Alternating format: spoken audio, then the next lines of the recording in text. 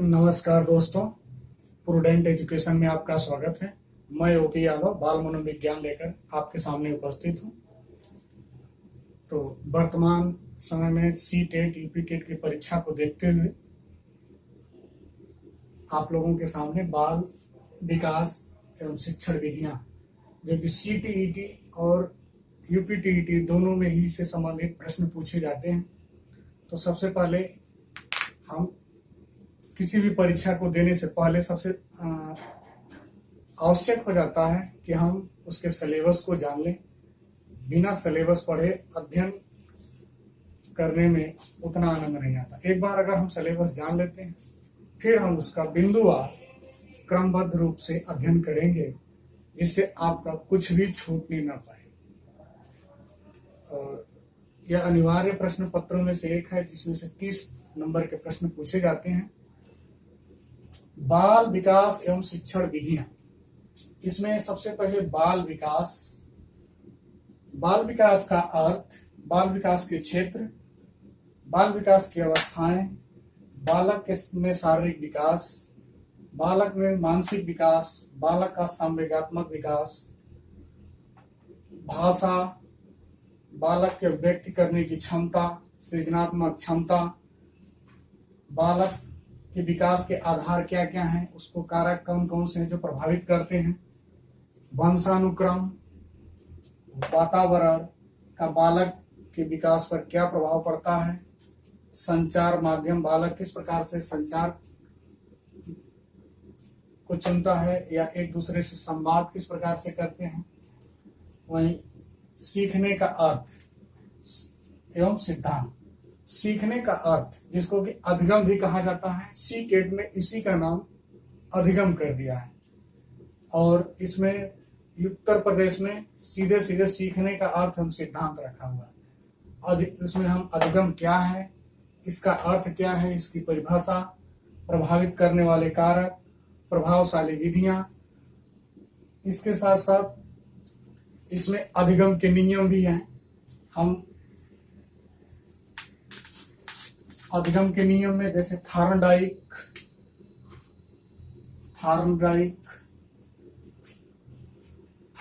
महोदय का अधिगम में इन्होंने क्या बताया है, अधिगम में इनके नियम का क्या महत्व है। इसके अलावा अधिगम के सिद्धांत भी हैं। अधिगम के सिद्धांत या सीखने के सिद्धांत, अधिगम के सिद्धांत या सीखने के सिद्धांत, उसमें व्यवहारिक उपयोगिता क्या है। थार्नडाइक का जो है प्रयास एवं त्रुटि का सिद्धांत, इसमें प्रमुख है अधिगम के सिद्धांत में थार्नडाइक का प्रयास एवं त्रुटि का सिद्धांत, पावलोव का संबंध प्रतिक्रिया सिद्धांत, पावलोव। इसके अलावा स्किनर का क्रिया प्रसूत सिद्धांत, कोहलर का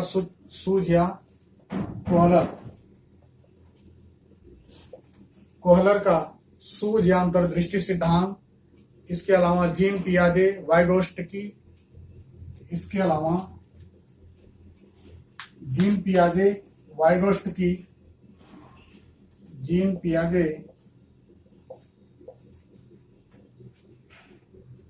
वाइगोस्टकी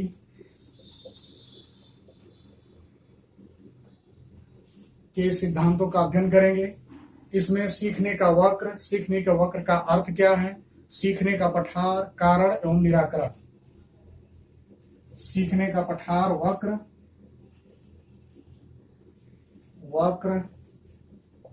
पठार और कारण एवं निराकरण।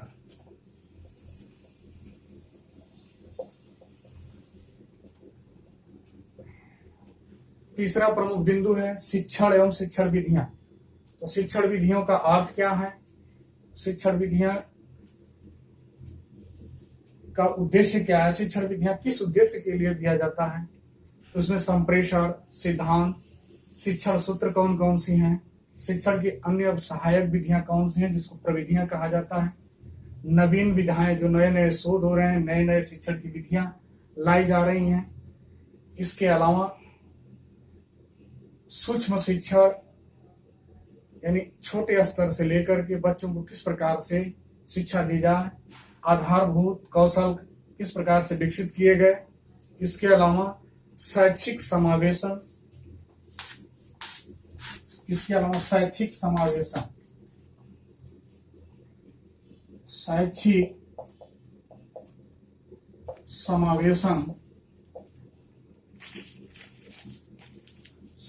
समावेशन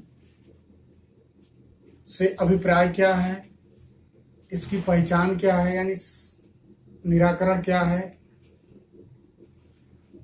शैक्षिक समावेशन और समावेशन में हम कह सकते हैं अपवंचित वर्ग के बालक हैं, उनको किस प्रकार से भाषा, कुछ बालक बोलने वाले नहीं होते हैं, या कुछ लोग बधिर होते हैं, कुछ लोग जैसे दिव्यांग बालक इनको कहें, सभी प्रकार के दिव्यांग बालक, जैसे शारीरिक दक्षता की कमी हो, सुनने की शक्ति कम हो, मानसिक दक्षता कम हो, ऐसे बालकों को समावेशी बालक कहा गया है। समावेशी, इनको जो शिक्षा दी जाती है समावेशी शिक्षा।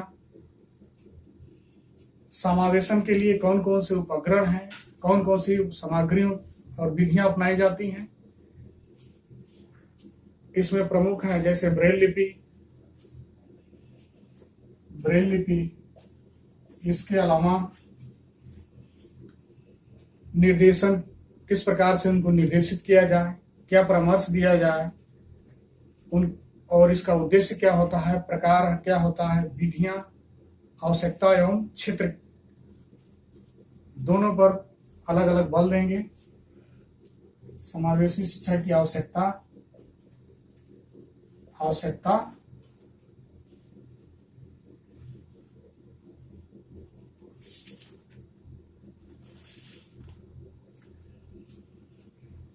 हम उनको किस प्रकार से परामर्श दें, अपवंचित या बालकों को किस प्रकार से हम उनको दिशा निर्देश दें, जिसमें परामर्श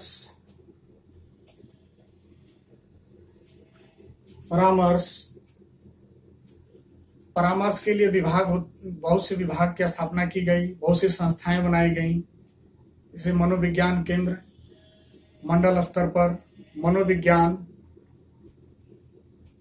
मनोविज्ञानशाला, जिला चिकित्सालय, डायट, फिर उनका पर्यवेक्षण किया जाता है, निरीक्षण किया जाता है। उनके विकास के लिए, उनके शिक्षा व्यवस्था के लिए सहयोगी समितियां बनाई गई। सरकारी एवं गैर सरकारी संगठन कौन कौन से हैं जो इसमें सहयोग करते हैं। बाल विकास में निर्देशन एवं परामर्श का क्या महत्व होता है, इनका जो है इसमें अध्ययन करेंगे शिक्षण एवं शिक्षण विधियों में। वहीं अधिगम और अध्यापन, बालक को जब सीखता है और एक शिक्षक सिखाता है तो बालक किस प्रकार से सोचते हैं और हम उसको किस प्रकार से सिखाते हैं। सफल बालक और असफल बालक को किस प्रकार से शिक्षा दी जाए, दोनों की असमानता को कम किया जाए। बुनियादी प्रक्रिया, कार्यनीतियां, सामाजिक समस्या समाधान क्या है, वैज्ञानिक अन्वेषण कौन कौन से लाए गए इसके लिए, त्रुटि किस प्रकार से इसमें जो त्रुटियां हो रही हैं उसको दूर किया जाए। इसमें बोध और संवेदना कौन कौन से हैं, कारक कौन कौन से हैं, निजी एवं पर्यावरणीय, दोनों ही संस्थाओं द्वारा इसमें सहयोग लिया जाता है। इन सब का हम अध्ययन अलग अलग बिंदुवार करेंगे। जैसे अधिगम, सीखने का अर्थ क्या है, शिक्षण एवं शिक्षण विधियां क्या है। यूपीटीईटी में सीधे इस टॉपिक का उल्लेख है, बाल विकास एवं शिक्षण विधियां का। वहीं सीटीईटी में सीटेट में लिखा है चाइल्ड डेवलपमेंट पेडागॉजी,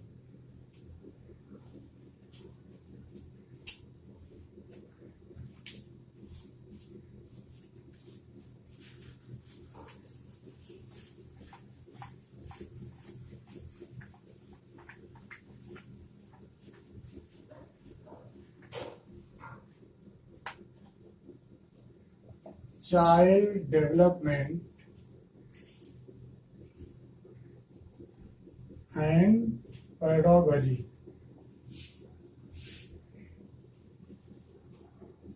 पेडागॉजी बाल विकास एवं शिक्षण, इसका भी पेडागॉजी का अर्थ होता है शिक्षण, यानी सीखना और सिखाना पेडागॉजी का ही अर्थ होता है। हम दोनों का एक साथ अध्ययन करेंगे। थोड़ा सा शब्दावली का कहीं कहीं अंतर है, बाकी सब चीजें समान है। आप पढ़ेंगे तो देखेंगे कि सभी चीजें आपको मिलेंगी एक साथ।